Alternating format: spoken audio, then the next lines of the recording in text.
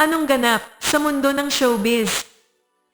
Muling nag-viral si Angeline Quinto sa ginawa niya sa backstage ng ABS-CBN Christmas Special 2023. Makikita sa video na nasa likod ni Catherine si Angeline habang naglalakad sila.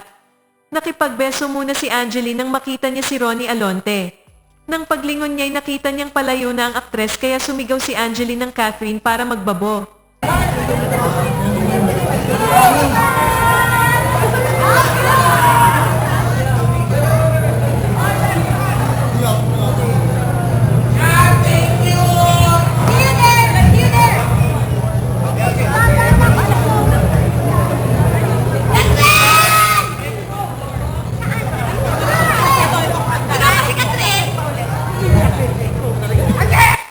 Kinagiliwan ng netizens ang ginawang ito ni Angeline pati na rin ang reaksyon ni Ronnie.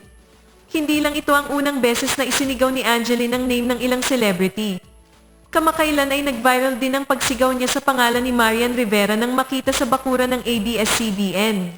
Ikinagulat naman ng kapuso actress ang pagsigaw ni Angeline sa kanyang pangalan.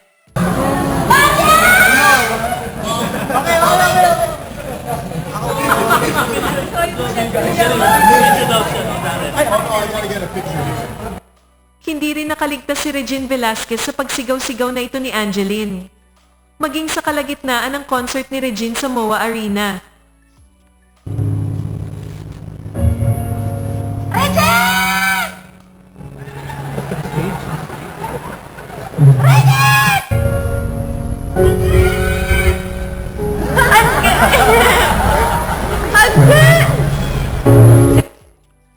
Kung nagustuhan mo ang content na ito, huwag kalimutang mag-subscribe at i-click ang share, like, at mag-comment ng inyong opinion.